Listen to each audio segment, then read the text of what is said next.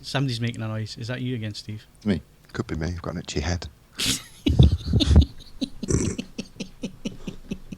It's going to be one of those, isn't it? Why have you got an itchy head? I'm not too sure. But I do want to. Yeah, it's going to be one of those podcasts. Isn't it? At Right. the cutting technological edge. Yeah, let's Really get shaping started. up well.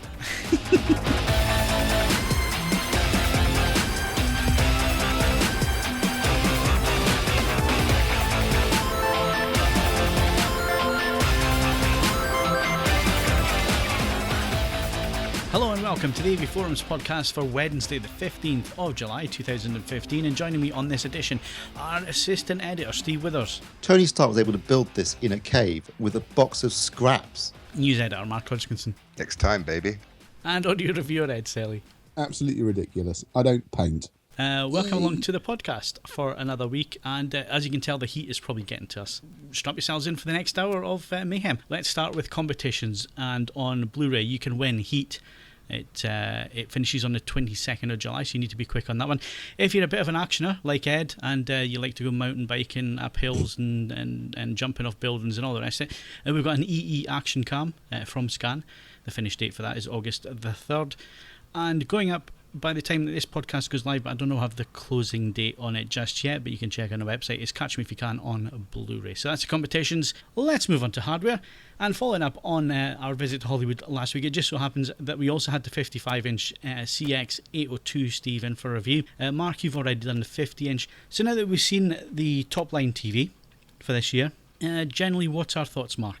I'm presuming Steve echoed mine. I've only scanned through the review, to be quite honest. But yeah, it's a match for pretty much anything out there. Perhaps maybe the JS9 500 from Samsung's a bit better, and the OLED on it when it's doing its with a really good source is a bit better. But yeah, it's a cracking TV that I found very little fault with, to be honest. The dimming system not too good, but everything else was pretty much spot on. Okay, so you said demonstration not too good, but you're an edge lit version, weren't you? Yeah, with less zones than the 55. So Right. How many zones were there on your version then? 18. That was 18 on the 55 as well. Oh, that's not what they told me. They told me it was 36. No, it's 9 times 2.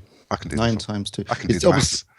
yeah, it's got a direct LED backlight as opposed to the 50-inch. So the 55 and 65 both have direct LED backlights, which means you get a very nice, even backlight. That was very good. Good That wasn't an uniformity issue there. with the 50 at all. No, I'm not saying it Backlight was. Uniformity was superb. Yeah. Also, though, and this is something that you do often get with direct LED backlights, there was no banding. Sometimes when you've got a direct LED backlight, you can see the LEDs through the panel, particularly when there's camera pans. That wasn't the case with the CX-02, which again is really good. The limited number of zooming zones is unfortunate. Now, there's a good reason for that. Simply, they're trying to get the price down. Last year... But Steve, I'm going to pull you up. Just what you were talking about there, uniformity. Maybe less zones, it's easier for them to keep the uniformity perfect. Could be. I mean, the reason that there are less zones is because one of the criticisms aimed at the AX902 last year, there were two criticisms predominantly. One was that it was very expensive, and the other one was that it used an IPS panel. Well, this year they're using a VA panel on all their UK TVs, and that includes a CX802, so good for Panasonic doing that. And they're trying to hit a specific price point. So currently, I believe, with a £200 cashback, you can get the 55-inch CX802 for about 2,000 quid, which is pretty competitive for a top-of-the-range, Ultra HD 4K TV. And that puts it in the same price point as the JS8500 that you reviewed, Mark. Yeah. So they're trying to hit a price point, which is why they've got less dimming zones.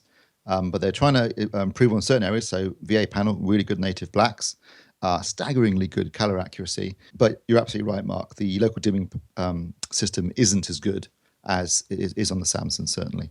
No, I switched it off in the end. The blacks were decent enough, and the uniformity was good enough that I didn't really think it was that necessary. That's true. You could actually do that, which is unusual to say that for an LCD TV. That gives you an idea of how good the blacks actually were.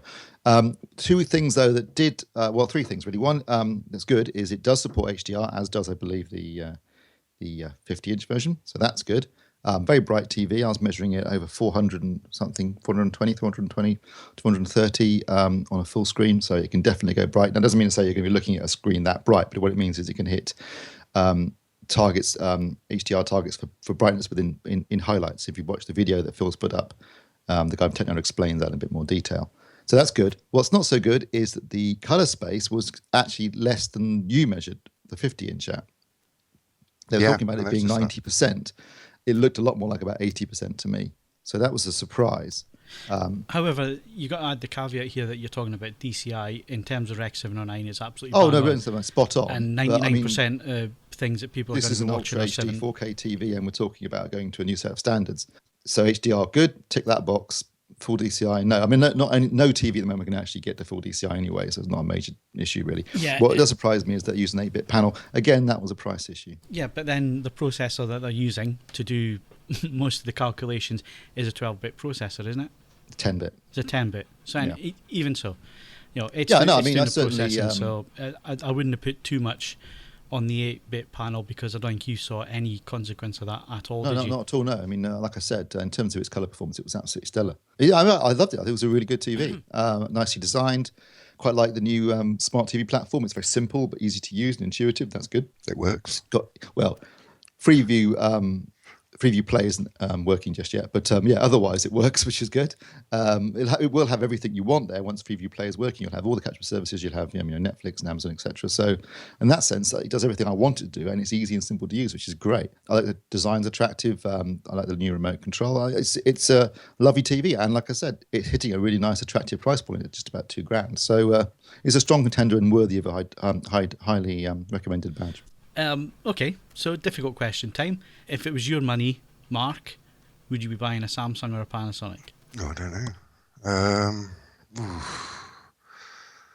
Well, I'm comparing the 8500 against the 802. Well, it's got to be the same price. Yeah, so it would be the 8500 against that.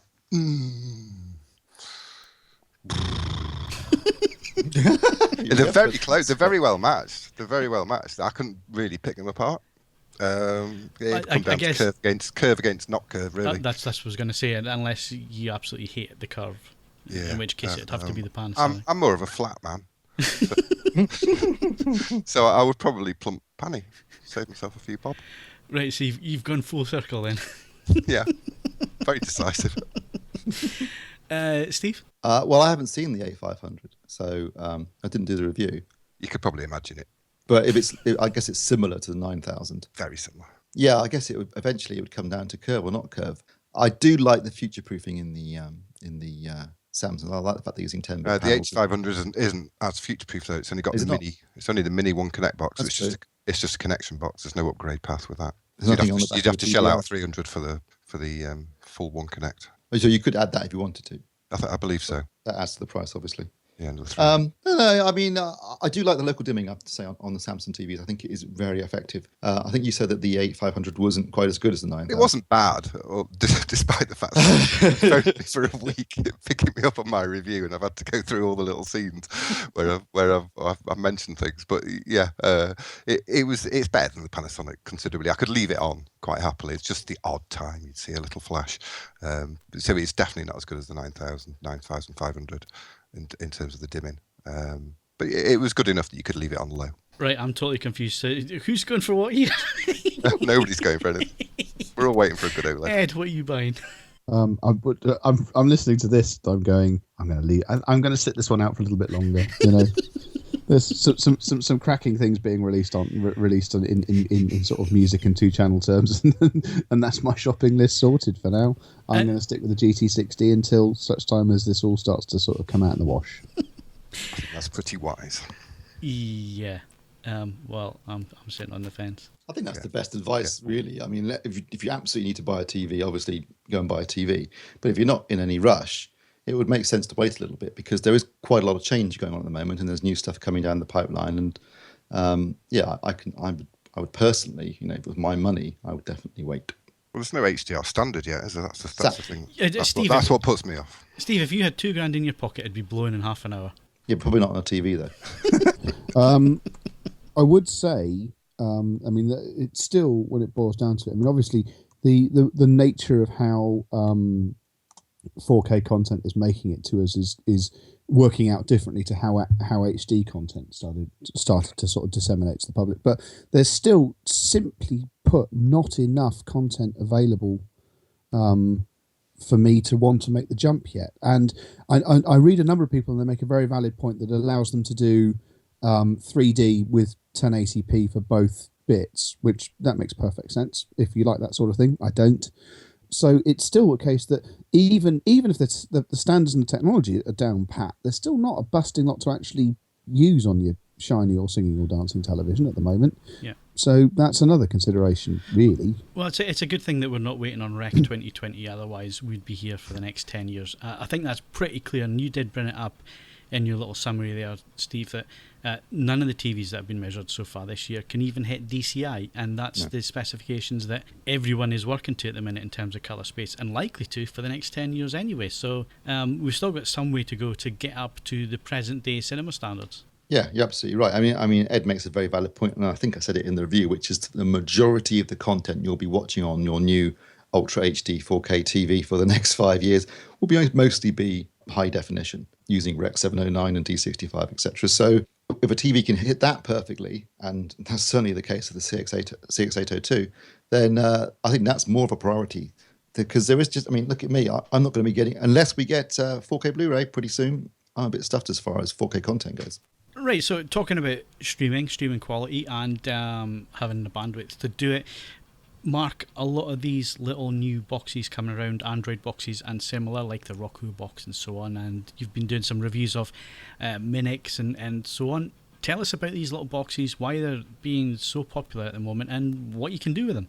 The reason I believe they are so popular is the way they're marketed on the likes of eBay and Amazon. So if you go into eBay, tick in Android box, they'll come up, and virtually every advert goes free movies, free sports, free Sky, 50 quid, no contracts, all this kind of stuff. So they're marketed very much that it's an access to a whole world of free entertainment, which is possible. I have to say, you can get anything you want for free, pretty much. Even the Jurassic Parks, but there's probably a 720p copy on there on the interwebs right now. There is, actually. I was at my parents' and there was a copy of Jurassic World on some streaming service they've got. Yeah, it was a camcorder in a cinema jobby, I have to say. Right. I mean, I was surprised to see that there. Yeah. It's inevitable when doing these streaming box reviews, the Android ones and anything that runs XBMC, Kodi, you have to have a quick look at what's available. And yeah, there is, if your morals are low and you're not that bothered about the best in quality, which a lot of people aren't, 1080p, 720p is enough for most people. I mean, I'm saying low bit rate, 1080p. Then yeah, this is why people are buying them, I think, which is a bit of a shame because for me, my Kodi setup is pretty much totally legit. So in fact, it's totally legit. I can run iPlayer, Netflix, Now TV, Amazon Instant, all through one interface where I can see my watch lists all on one page, which is kind of the ideal. I can run my Tidal out of it. I can run my Spotify out of it. I can access my local media. I can do pretty much exactly what I want. It's a very customizable system. I'm talking specifically with Kodi here, and that is the reason people buy. Okay, so let's just rewind at that point then, Mark. What is Kodi, for those that don't know? It's an open source media software. It's been around since the original Xbox, which was why it was called XBMC in the first place. But since the latest Xboxes can't run it, they changed the name, and I think they've also to disassociate themselves from all the piracy claims. The Kodi Foundation, also the XBMC Foundation, are pretty much hot on non-pirated material. And if you go to their official forum, they're pretty much clamping down on anyone, well, totally clamping down on anyone mentioning the so-called unofficial add-ons. So there are probably people listening who know what I'm talking about. So you've got something called, there are various ones, but there's one in particular called Genesis, which is an add-on you stick on into Kodi, and it gives you access to all the latest movies, all the latest TV shows, generally in pretty high quality, and it's presented beautifully. I mean, they're better than the Netflix interface. You can customize it as you want. You get fan art, cover art, it scrapes TVDB, it scrapes IMDb. You can watch trailers, and the service is absolutely blooming amazing, really. But it's an incredibly versatile piece of software. It's totally open source, so there's there's one on Plex, but there's AVForums. We could easily write an add-on for AVForums where we could pull in the podcasts, pull in the videos. You can virtually anything you can think of for your media needs, it can be done through Kodi. It's a bit of a hobbyist thing. So this is why a lot of these boxes are sold as so-called fully loaded. That's with all the dodgy add-ons on. But yeah, I mean, I'm a complete convert to it, to be honest. But I'll use it for legitimate means, but I'm probably in the tiny minority, to be quite honest. I've been hanging around sort of Facebook groups and doing a bit of undercover work, as it were. Yeah, there are some right characters, but I think that's the reason they are becoming popular. But which is a bit of a shame, because you can game on these boxes. I mean, I'm running a Windows one, which is exactly the same form factor to the Android box. It's just a little Roku-sized box. It runs Windows 8.1, runs it really nicely. I've just basically got Kodi on there, and I've got it customized to look like the Fire TV UI. So it's very pretty, very usable. You can use it all with remote control. They're going to be the future for a lot of people, I think. We see the problem for me, I don't know if the other guys are like this, but to me it sounds like there's an awful lot of hard work involved. Yeah, but then you can buy these boxes all done for you. You could go onto eBay and it'll say fully loaded, or get a friend to set it up, or whatever. Knowledge will spread quite rapidly. It's not particularly difficult. But Mark, where's it streaming from? Where's various content in? From? Various file hosting sites. Right, because that's basically what my parents have got in Spain. They live in the Wild West. Oh, they're all at it in Spain. Jesus. Yeah, they've got this thing called Airbox. It's crap because basically it's buffering constantly. And it's not just because their internet connection is not very good. It isn't great, I have to say, but it would be enough for something like Netflix to handle it. I'm just thinking that it's because it's going to all these third-party sources where they're, and file sharing, that yes, you can get access to just about anything you want for nothing, but half the time the quality is not great, or it buffers and doesn't play very well. For them, at least, that's their experience. Has been pretty ropey. Okay. Aside from the illegality of the whole thing, well, we don't approve of that. Yeah, well, okay. For research purposes, I have checked it out, and no, it's a difficult. It's a difficult. You put me in a bit of a spot here. Yeah, I've checked it out. Look, I pay for Netflix, I pay for Amazon, I pay for Spotify, I pay for Tidal. I haven't paid for Tidal. I should think I was. Yes, you are. What do I pay? XL Virgin Media package. I paid a shitload of money out each month on my services. So I thought I'll check these out. And to be honest, I've not had any problems with it. Obviously, just for research purposes, you're going to send me all this information, so I can research it myself. Just for research. But Mark can send you a box as well. There's perfectly legitimate uses for it. And to have all your media in one interface, all your music, all your TV, all your local stuff, is quite. That is appealing. Yeah, it is appealing. Appealing. But through Kodi, can you still get iPlayer in HD and Netflix? Yeah, in yeah, HD? iPlayer is brilliant. iPlayer is better than any app of. Better than the Fire TV, better than Roku. It's the full off the web source, so it's played at 50 hertz. It's up to 1080 in quality. No, it's iPlayer is brilliant. And Netflix and stuff, is that still Netflix full HD? Yeah, it doesn't do adaptive bitrate streaming, but since my connection's so good, I don't need it. Oh, yeah, full HD Rub Netflix. it in, Mark. Full HD. I mean, Amazon's a revelation because it plays at most of the content's 1080p 24 at 10 megabits a second. Quality's fantastic. So yeah, it's actually the best way to get Amazon Instant, other than the Ultra HD content. Best way to get iPlayer. Best way to get YouTube through Android. Yeah, it's pretty impressive. And obviously, all of this information is going to find its way into an article, which is going to be on the homepage by the end of this week. Yep. And we'll have Mark arrested by an American copyright consumer group by the end of the month. Well, I mean, let's all joking aside and all the rest of it, let's make it absolutely clear here that we do not condone in any way the pirating of content or going out and seeking pirated content. I know personally all of us here pay for our content, and that's the way it should be, because people work hard to make it. So why not, pay? Well, it could kill off. I mean, TV. It's not as these things spread and as the word gets around, then it's going to start hitting companies in the pocket. Netflix basically say their main competitor is torrent sites. They're well aware of it, and that's how they decide on. They'll investigate. If they're launching in a new area, they'll look at the torrenting figures which are out there, and they'll pick the stuff that's been torrented the most and try and stick it on their platform locally. Did HBO not turn around and say that with Game of Thrones, they realise it's pirated and they weren't going to do anything about it because actually it gets word of mouth out there and people actually then pay for the service to watch it properly. Yeah, they did say that. In fact, they took it as a compliment. I think they got quite a lot of stick for it, but it's about this time last year. I think it was season 3. That's basically what they came out and said. They seem quite proud about it. Yeah, they were quite proud of it. And Torrington's actually doing them a service. I kind of disagree. I think it'll reach a tipping point where it isn't. But it didn't work out too well for the music industry, did it? Having all this free content knocking around. Well, do you think it's a generational thing? The free content and I don't think people think it's wrong. I think no, you're right. A whole generation of people, for instance, have grown up in the internet age, and I don't think they've ever paid for any music in their lives, and it's just what everyone does.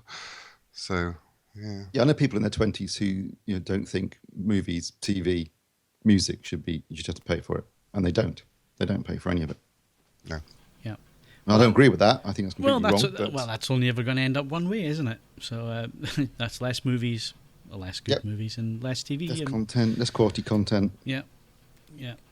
Right, so staying with streaming, but we're going to get rid of the video aspect and look at the audio side, because someone here has been stupid enough to pay for Apple Music. No, I haven't paid for it. It's 3 months free trial. Oh, right, okay. I was going to say, I mean, Ed would have done the free trial, but he wrote to me and said, "Can you do it, Steve? Because there's no way I'm ever putting iTunes back on my computer again." Good man, Ed. Good man. It's nice to see that, Ed, you're being balanced and fair there.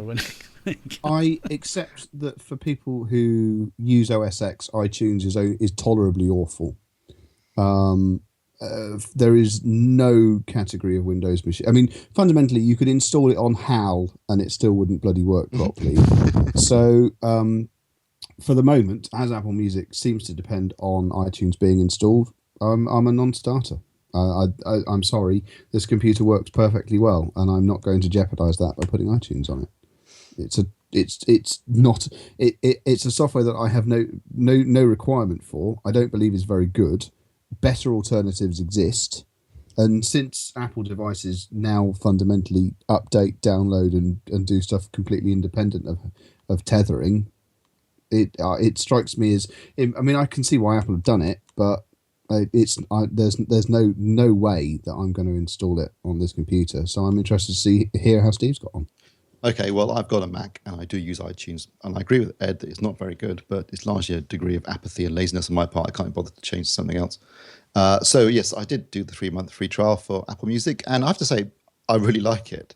One thing I will say is it does not tell you at what was the streaming, what bandwidth, what resolution you're streaming at. 256 kbps AAC. It doesn't actually say. When you look through the info, but press info. It's exactly the same as an iTunes download. Although they are updating it, so you will be able to see that it is 256. Thanks. Yeah, it's I mean, I've used Spotify before, and I've used Tidal, and I do really like Tidal because it sounds great. But it is very convenient if you are an iTunes user like me. Apple Music is really convenient because it's there, and obviously it goes through your entire library and starts recommending stuff to you based upon what kind of music you like, which again for me is really useful.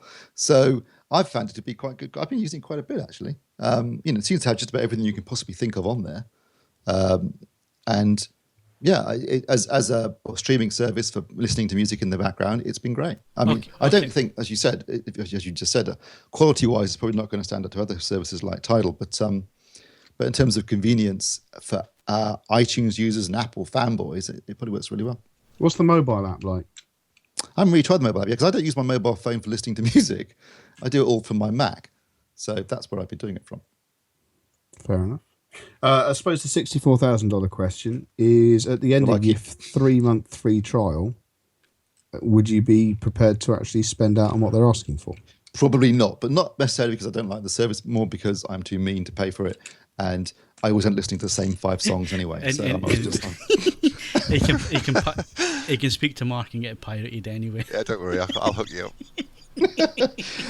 I know, I've got 10,000 songs on my hard drive, and I know I listened to about half of those, so maybe I should listen to what I've already owned before I start. But it is handy. What it is handy for, any of these services is handy for, is if a new album comes out, you think, I'll give that a listen and see what I think about it, and then maybe buy it later or not. Yeah. But, It is. That's what I've long termed that the Babylon Zoo effect, in so much as it allows you to determine before you spend out your hard earned if something is actually. And with vinyl, new vinyl especially being rather pricey, that is an absolutely invaluable service. Yeah. And it is, of course, for listeners of a younger disposition, that's named for a track, the most misleading song of all time, that appeared in a Levi's commercial and is pretty damn amazing for at least the first 35 seconds as used in the Levi commercial, and then just disintegrates into absolute chud. Yeah, well, you see, I remember that whole controversy first time around, Ed. You know, when it came out, when that advert came out, and then it came in, and the first time I heard that, and like you say, for the first few seconds, it follows the advert, and then it like slows down, completely slows down, and becomes a different song altogether, and you think, yeah, absolutely. I quite like Babylon Zoo. I've got there are only 2 albums, I believe. Yeah. Right, so you like it for background listening and so on, Stephen, but one of the highlights I certainly think of Tidal, and I suppose Spotify are starting to do it now, is the curated stuff, like the curated playlists. And you can do all that. You can create playlists, and they do recommend songs, and do have playlists you can try and recommendations. It's pretty. It looks very similar in that sense. Because that's one thing I love about Tidal is I've found because, you know, when I gave up DJing in 1993, I basically stopped listening to what was popular. And apart from a couple of bands that I've always followed through their careers, like the Manic Street Preachers, for example, everything else is just a noise to me. or I wouldn't know good music if it came and hit me across the head. But I've been getting back into music in a big way with Tidal because it's just opened up so many possibilities and paths and created lists that I would never think of listening to things, and then you listen to it and that's really good, and you've got the link to the album, so you just click the link and you go and listen to the album. That's where it really comes into it, and that's exactly what I've been doing. For example, I've got one Leonard Cohen album, The Future, which I really like, and I've been watching True Detective season 2, and the opening credits are done to a song called Nevermind by Leonard Cohen, which I really like as well. So I've been listening to a lot of Leonard Cohen through Apple Music recently, just because it's all there. So, you know, I could dip into his latest album or some of his older stuff. It's great. So in that sense, I think for bands where you maybe have a best of album and want to explore their work more, really useful way of finding out whether you really want to commit to actually getting involved with this band in a big way, or whether you just want to actually. Well, the other area where the other area where it truly excels is if you like X, now have a look at Y and Z. And I will say, obviously, having used a variety of the streaming services, I will say that's one area where Spotify still has the edge. Their related artists column it's very clever because it starts as very close match and then just moves progressively into sort of related but not identical. And the number of artists I've discovered over the years via that sort of process has been extremely high and extremely expensive, because I then go out and buy stuff. Yeah. But that's exceptionally well done. It's interesting. This morning I sent a link to Steve because whilst there's been actually a fair amount of positivity surrounding Apple Music, I mean, there's feedback from various people that some people find the interface a bit clunky, so on and so forth. But at the same time, it would appear that Spotify has been having its sort of best period ever in exactly the same time period, which is a peculiarity. It seems to suggest that other streaming services are benefiting from the awareness of created through Apple Music, which is a bit of a peculiarity. It also then, I mean, the article I can always link to it in the podcast thread if anyone is interested. Goes on to ask a very pertinent question. Apple, when they announced Apple Music, believed that their customer base is going to be from people who did not previously subscribe to a service, which is fair enough, except there does seem to be more than a little evidence that it's going to be services cannibalizing each other. There will be new arrivals, but nothing like as many as might have first been assumed, and that there's a finite number of people that want to use these services, and it's now going to be between them to fight it out. I think it'll end up Spotify versus Apple, and Tidal might die. I think Tidal has to work out what it wants to do and what it wants to be and how it wants to market that.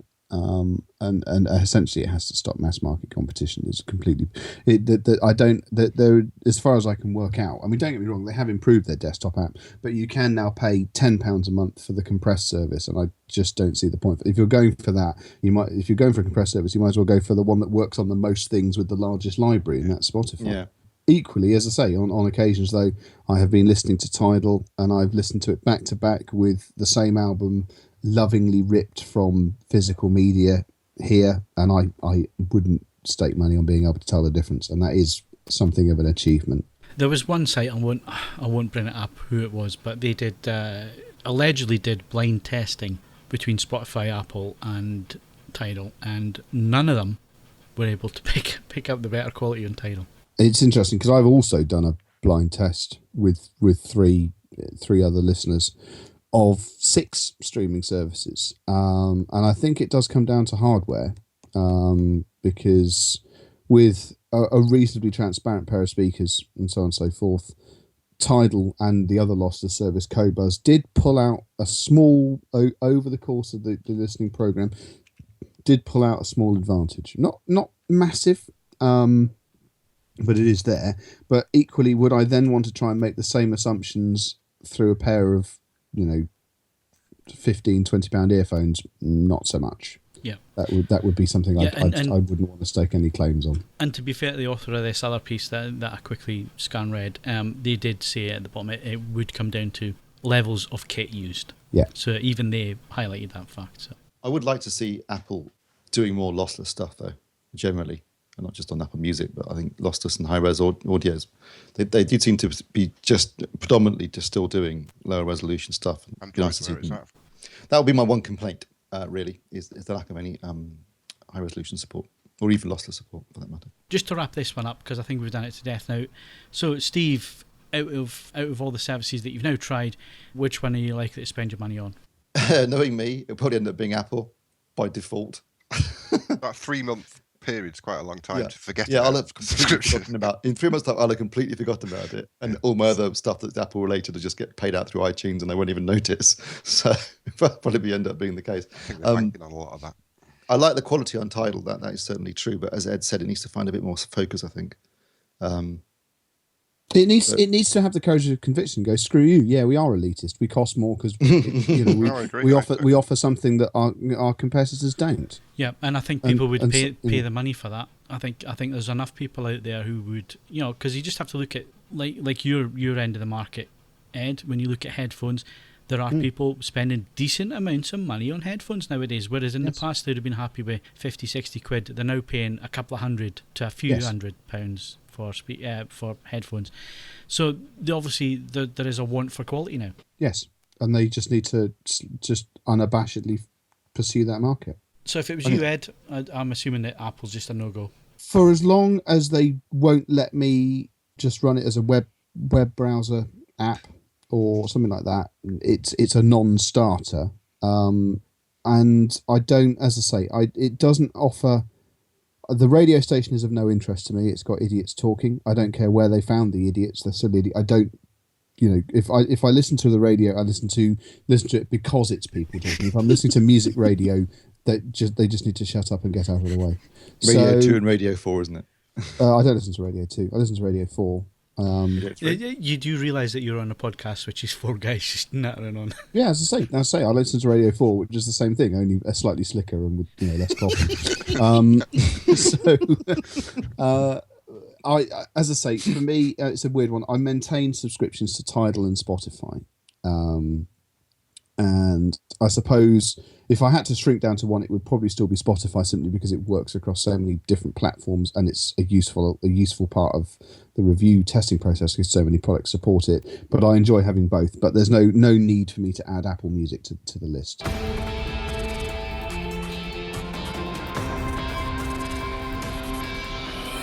What's at the cinema, Steve? TED 2. Now, I'm going to say that I really quite enjoyed TED. I thought it was. I loved it. I thought it was brilliant. I thought it was really funny. It was basically it had a potty mouth but a big heart. It was a film, that I thought was well scripted. Ted himself was well done, but he wasn't the main character. It really was about a relationship between Mark Wahlberg's character and Mila Kunis's character, and Mark Wahlberg's character basically growing up. That was the plot, and Ted was a sort of supporting character within that. But there were some great jokes. It was very funny, and it had genuine heart. Much the same way as the In-Betweens movie did, I think. In much the same way as the second In-Betweens movie, because the first one made a ton of money, so did Ted. And unfortunately, the sequel to Ted 2, falls into the same bracket as the sequel to In-Betweens movie. It basically trashes all the good work and goodwill that was accumulated in the first film and kind of regresses and becomes just a lot of, dirty gags and swearing. Yeah, it regresses basically. So, I mean, okay, I know that they couldn't have Mila Kunis in the film because she was having a baby at the time. But even so, it starts off with them divorced, so that kind of negates the whole of the first film for me, and therefore is really annoying. And basically, the character of Mark Wahlberg has completely regressed. He's just hanging around, getting stoned and talking shit with his teddy bear. And how old is Wahlberg supposed to be in the second movie? Because he was, he's in the 30s. He was in his 30s in the first film, so now he's in his late 30s, and he's still doing the same job. Although somehow living in the same apartment, even though it was Kunis character who was paying for it because she had a good job. Doing nothing, hanging out, and also has a relationship then with Amanda Seyfried, who is in her mid-20s and therefore way too young for him. And not that she's playing older, because she says in the film, I'm 26. So that didn't work either. It just, if you read Sharina's review, she's absolutely spot on, which is his character, there's no character development for him at all. Basically, the whole plot of the second film is about Ted trying to prove he's a person in order to adopt a baby with his wife. And the whole tone of it goes from being covering serious subjects like emancipation and being treated as a person and human rights, and also there's a bit where they have a big row between him and his wife that's really done like a scene out of Raging Bull almost. It seems out of place in a comedy, particularly when one of the characters arguing is a teddy bear. There's too much of Ted, so he stops. He becomes the main character in the film. And it's just eventually becomes a string of, knob gags and swearing. And that's funny for a bit, but it gets draining over the course of an entire movie. There are podcast. yeah, just like this podcast. Well, we're a lot shorter, though. That's a good thing for us. Speak for yourself, tall boy. There are some very funny moments in the film. I will say that. There's some moments when I did laugh out loud, but not enough to justify the entire movie. It exists because Ted was successful. And sadly, it doesn't have a story to Ted was successful, and A Million Ways to Die in the West was a disaster. So yes. It was the only route he had, really, wasn't it? Yeah, I know, but he really should have tried to do something different. I mean, do you know what?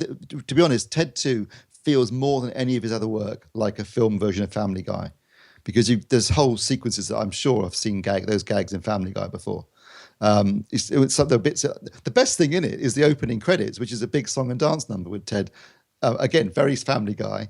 Done, with a big, huge Busby Berkeley sequence that was really well done. We see but the rest of the film doesn't have that kind of imagination. Yeah, McFarlane, that is McFarlane, the big numbers, the big singing numbers, the old Hollywood. He's got a good voice. Yeah, totally. I mean, he's got a superb voice. I'm sure he's doing something again with the Proms this year.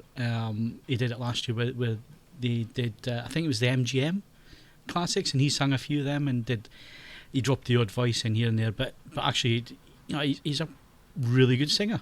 As is his sister as well. On a completely other random note, before I forget, can I just relay a fact I discovered yesterday, and I think it's too good not to share with the rest of the podcast. Amanda Seyfried is a rabid, really enthusiastic Anglophile.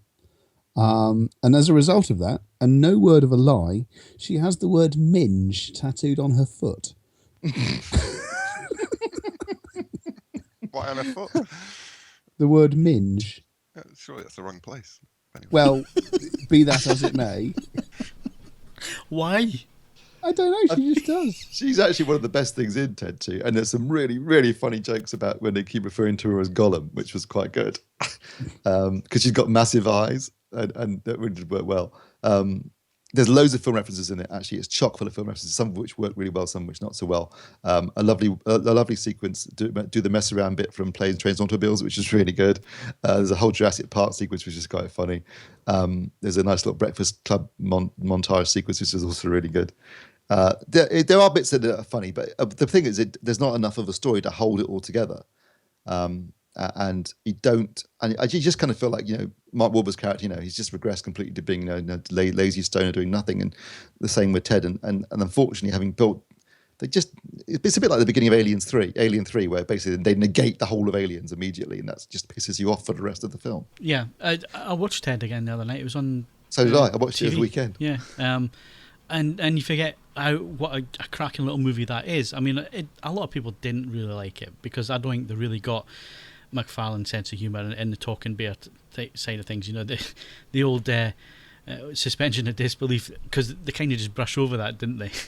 You know, why this bear was alive and all the rest of it. But like you say, it was a really good movie, and it had a good plot in it. It had good pace. It had really nice evil bad guy in it who was hilarious. Mm-hmm. The whole "I think you're alone now" dance sequence. No, that comes up in the sequel again. That's one of the better bits of the sequel, actually. Yeah. But no, it's a shame that that's the case, because I'd seen this. The first trailer wasn't great. The second trailer, I laughed out loud. And I thought, yeah, this might actually be quite all good. those jokes, those are all the best jokes in the film, in that second trailer. Kind of thought that. Flash Gordon's back, which of course it feels like, he's lost, he's can't bother to come up with something new, so he just brings back Sam Jones again. I was disappointed, I have to say, because I do like Seth MacFarlane. I'm a huge Family Guy fan, which, by the way, started again last weekend, if you haven't seen it yet, Phil. Yes, I did, yeah. I did every Sunday night. BBC Two, 10 o'clock. I actually caught the one that they did the crossover with the Simpsons. Crossover. And I thought that was really well done. Yeah, really clever. Very clever. And, you hear these things and you think, oh, this is just going to be an absolute disaster because it will be all self-referencing and all the rest of it. Actually, they did a really good job with it. Really good job. Yeah. I like Seth MacFarlane. I like Family Guy. I even liked American Dad and Cleveland Show. Enjoyed Ted immensely. Didn't dislike Million Ways to Die in the West that much, but Ted 2 disappointed me hugely. And Sharuna's score of 5 out of 10, probably about right. Would you invest in A Million Ways to Die in the West if it came out as an HDR Blu-ray? No.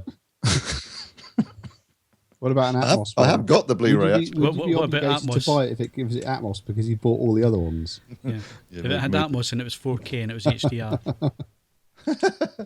It was the shiniest turd in the known universe. Right, well, I've got to say, the film opening this Friday, I'm sick of superhero and fantasy movies. Ant-Man, is there any need for this? Well, you could say, is there any need for any film? As long as it's, well-made and entertaining, I have no problem with that. Well, I don't know much about the Ant-Man character. It just seems to be everything. Superhero. Seems like the scraping I would suggest the barrel. Japanese superhero Rape Man may be the worst one. I've not heard of him before. Yeah, and I'm not making that up, but that's not even a joke.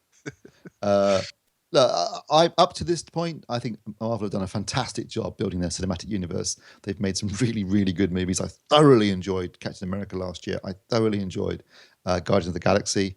And I thought that Avengers Age of Ultron was really good too. So I trust them enough to go and see it on Friday, or this weekend at least. And then hopefully, and certainly in the trailers, it looks like it might be quite good. There's been a troubled production because obviously Edgar Wright worked on it for years and then jumped ship because he was getting sick of the way they were trying to shoehorn in various cinematic universe elements to tie it all in with the other films. But until I've seen it, I will hold judgment. But I'm quite looking forward to it. As long as it's entertaining and fun, I don't have an issue with it. I will say that another potential saving grace, I do quite like Paul Rudd. Yes, and that too. Got a good cast, actually. Yeah, but Ed, it's going to be at least 3 to 4 years before you see this, isn't it? Oh God, I'm not going anywhere near. It could literally be life changing, and I won't be going anywhere near the cinema this weekend. But that's by the by. I'm not. I'm out of this particular game, but I was simply remarking that Paul Rudd is, he's quite a likable bloke. I think a lot of people think that Ant-Man might be the first Marvel failure. We'll see. People said that about Guardians of the Galaxy as well, and that was a huge hit. So yeah, it was. Yeah, it was. Hands up. Really good fun. I thoroughly enjoyed that. I did. I really did. A talking tree. Come on, a talking raccoon. No one, I think, at the time, unless they were fans of the comic, was particularly interested in that. But I think Marvel showed everyone they could do a really good job. Yeah, I think it was aimed.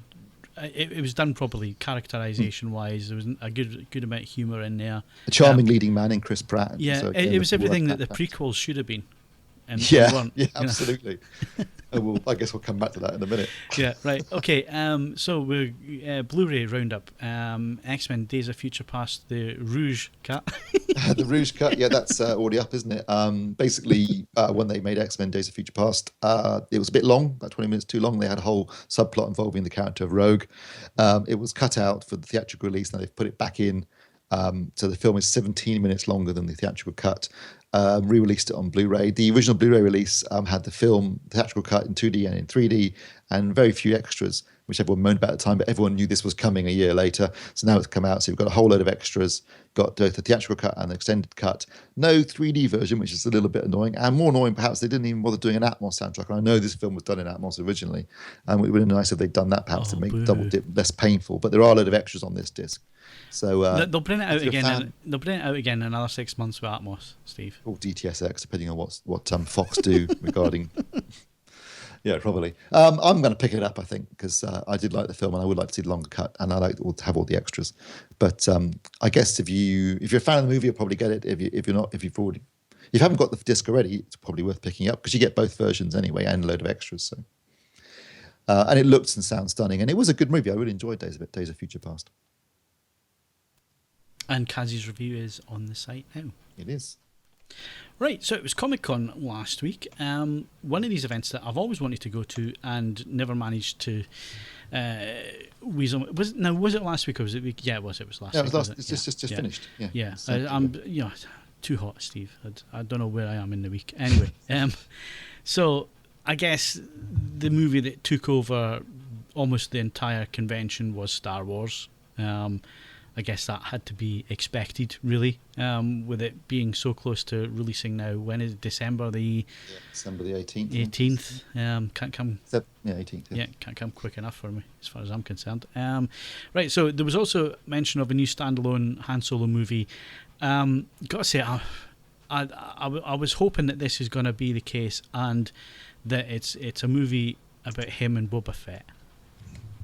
Could be. No one knows. I mean, there were a lot of rumours about it being a bounty hunter movie.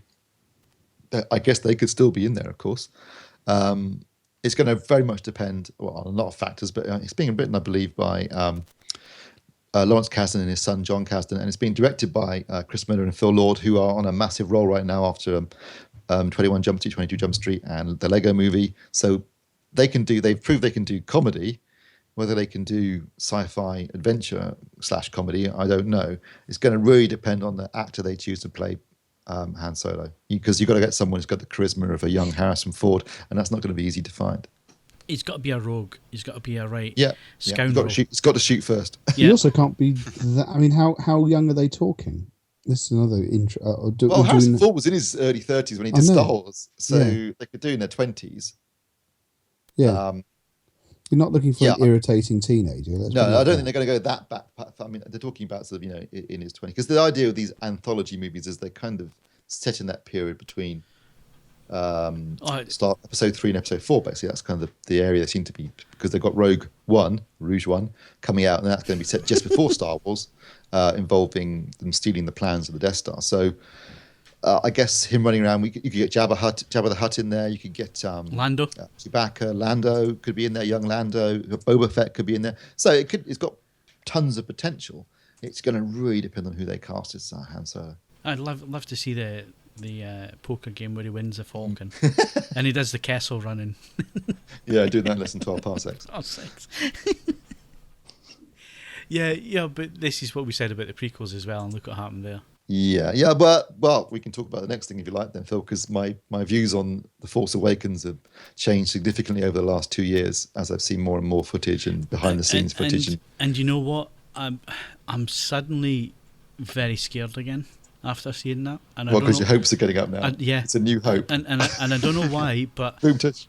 It's getting to the point where I'm like, this looks all cool, but so did the double lightsaber in the trailer, and so did Phantom Menace. The trailer, the anticipation, the build up, and it's starting to feel very much like that at the minute. What I liked about that latest behind the scenes one was just the emphasis on the practical effects and the set building. I know we've known this all along, but it just looks so good. It felt like right. a massive two fingers to Lucas, didn't it? Really, like we're using real sets, real people, real prosthetics, shooting on film.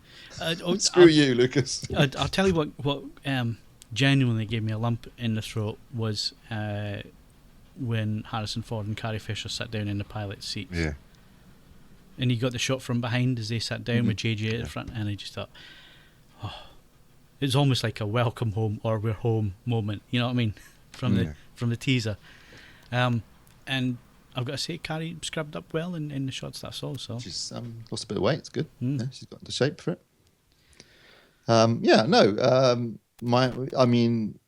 My anticipation was high already. In fairness, got a little bit higher. I'm dreading, like you, I don't want to get too enthused because I might get stung again, but I got a feeling we're going to have an enjoyable Christmas with this. And people are already talking about, after the success of Jurassic World, it's got 1.5 billion so far. We could be looking at 2 billion. Well, I'll take you back to the beginning of the year, one of the podcasts back there. I can't remember which podcast it was, and I think I was the only one that said that I thought Star Wars was going to be the biggest earner of the year, because I think everybody else was kind of Marvel oriented. Yeah, well, no one saw Fast and the Furious 7 doing so well. That's true. But Jurassic World, for that matter. I still think Star Wars will be the one that knocks it out of the park. I think it'll be the biggest earner, because you just have to look at the coverage it's had so far. I mean, what other films have actually made the national news? Because the trailer's been released. There's a huge momentum behind Star Wars, and I think this is why I'm getting scared at the minute as well. Is because there's a lot to lose on this. There's a lot riding on it, and there's a lot to lose. And the more and more they say, well, we're using practical effects, and we're using this, you still have to nail the story. It still has to be exciting, and it still has to be Star Wars. True, but I think Disney know that. I mean, they're pegging an awful lot on this film, because this film isn't just this one film, right? They've got Rogue One coming out the following year. The year after that, it's Episode 8. The year after that, it's the Han Solo movie. The year after that, it's going to be Episode 9. So there's 5 movies here, not just the one. And you're right, if they screw up the first, it buggers up everything else. So that I'm sure they're going to be putting everything but the kitchen, and probably everything and the kitchen sink into this movie to make sure it delivers on every level. And I noticed in the actual press conference, I don't know if you watched the press conference itself, but Kathleen Kennedy was constantly saying, this is for the fans, we're making this for the fans, we're giving people what they want. And so right up to this point, nothing they've said worries me. I think everything they've said, the right things. That's why it's worrying me. But Lucas wasn't doing that, was it? Back in the day, Lucas was just doing what he wanted to do, and if you didn't like it, well, tough shit. But no one liked it. But the thing is, you kind of keep everybody happy, and this is why I'm worrying, because if they're going to try and keep everybody happy and on side, then I can't see how they're going to make I can't see how they're going to make it work. They have to go a certain route with it. Well, if you look at the Marvel movies, I mean, they've done a pretty good job of A, making a lot of money, and B, keeping fans of the comics happy, but also people that are just casual film goers happy, and hitting a broad demographic by having things that have a bit of fun, a bit of a laugh, but not but can also go quite serious and have adult things and good actors in there. It can be done. It definitely can be done. You just have to balance. Look at Star Wars. Star Wars, the original Star Wars, wasn't really a kid. It appealed to kids. I mean, God knows, I was 10 and it was the best thing I'd ever seen in my entire life. But it also appealed to adults. It crossed a generational gap because it had cutesy things like R2, but it also had scary things like Darth Vader in it, and it had fun and excitement and funny lines, and it was enjoyable and a really good casting. Again, casting is key. How cool was Han Solo when he blew away Greedo and said sorry about the mess? It's the coolest thing I'd ever seen in my entire life at that point. I wanted to beat him so badly. It was the walk up to the bar afterwards. It was and threw the money at the bartender. It was the way he sauntered up and threw the money and then sauntered off. Sorry about the mess. Yeah. Yeah, coolest thing I'd ever seen in my entire life. I wanted to beat him so badly. And if you can do that kind of thing this time round, then great.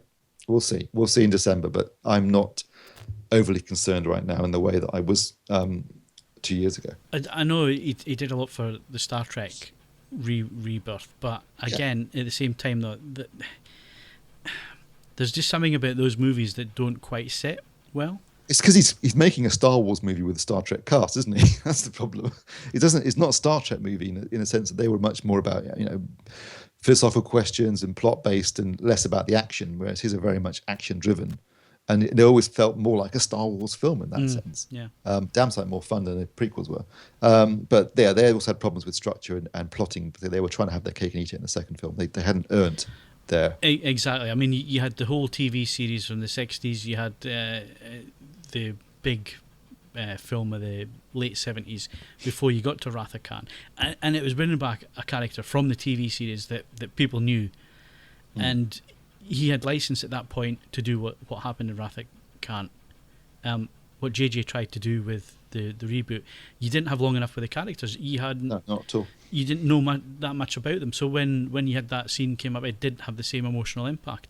Yeah, but this is different because here we're talking about a sequel to Jedi. We've got the same original cast.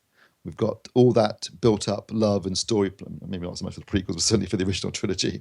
So I think JJ's got more to play with here, and it's a universe that he loves and he knows, and it's what he, I can't believe he even didn't want to do it at first, because I mean, you think, you'd crawl across broken glass to shoot that film. No, that was just to secure the paycheck, man. Not that I'd pay them to let me make the Star Wars movie. Yeah, but it'd be shit. Probably. Moving on. Well, I don't really want to talk about the next bit because, again, we're back to bloody comic book heroes and superheroes, and I'm sick of the whole that. Think of something original. Well, I've got to say that ever since they announced Batman vs Superman: Dawn of Justice, I was like, oh god. First of all, I didn't think Man of Steel was very good. They're bringing back Batman, which sounds a bit desperate, so soon after The Dark Knight Rises, and they're trying desperately to mirror the success of Marvel by having their universe and bringing all their characters in. And I, for one, find it difficult to have Batman, which is very much a human being, a guy in a suit, just a guy using technology and money to fight crime, and Superman, who is effectively a god.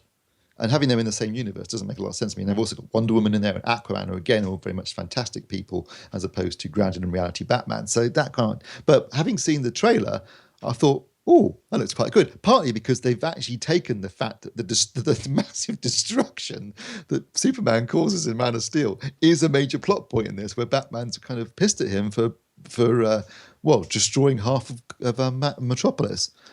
So I'm a bit more interested now than I was before. And it's obviously got large chunks of the Dark Knight Returns, Frank Miller's comic in it as well, which is good. So that, for me, I've had a bit of a turnaround for going from being very, uninterested in this film to being quite looking forward to it now. So I guess in that sense, the trailer worked. I think you're the only one. As I say, Superman is intrinsically dull. Yeah. And as I say, I'm disappointed to see that Ben Affleck is not sporting his Argo beard. I thought Affleck looked really good though, with a little bit of grey in there. He looked like the brooding older Batman. I thought he looked really good, and he's going to be writing and directing a Batman solo movie as well after this. Which he's become quite a good director. So again, that's given me some hope. And Suicide Squad looks really interesting. I mean, the trailer isn't actually online properly, but you can see people with their camcorders, the phone footage from the Comic-Con presentation. And again, you've got Jared Leto playing the Joker in it, a very different version of Joker to the two we've seen previously. And a really interesting cast, including Will Smith, who's, good to see him back again. And that looks quite like it might be quite good fun. The only thing, my big complaint is looking at the trailer for Batman vs Superman is it looks very po-faced and moody and dark and serious. I mean, can we not have a bit of levity in there occasionally? Because at least the Marvel comics do, movies do a bit of serious, bit of fun, keep it entertaining. This is all kind of a bit po-faced. Nothing ever gets better because you take it seriously. No, quite. But yeah, certainly DC are pumping a ton of money into trying to emulate the success of... Right, can we move on to Sherlock? Because this one's got me absolutely baffled. I watched the trailer for the period thing, and I'm just thinking, oh my God, this is going to suck big style. Could be jump the shark moment, couldn't it? Yeah, just a bit. I'm not quite sure how they're going to work this out. So they're just doing a one-off special where they're playing them as they were written, in the period they were written, rather than being modern day. But the whole point of the show is it's a modern take on it, isn't it? Exactly. The whole point is that it moves, it's slick, it's using modern day technology, and he's using that to help him solve the problems that he has to solve. And they make a big thing about him being what's the illness I'm thinking of? Autistic. Asperger's syndrome, I think is what it's called. Asperger's, that's the one. And making the big point about that, that's why he doesn't get along with people and so on. And then you had the relationship with the brother, and Moriarty was coming back, and it's all starting to get really, really interesting.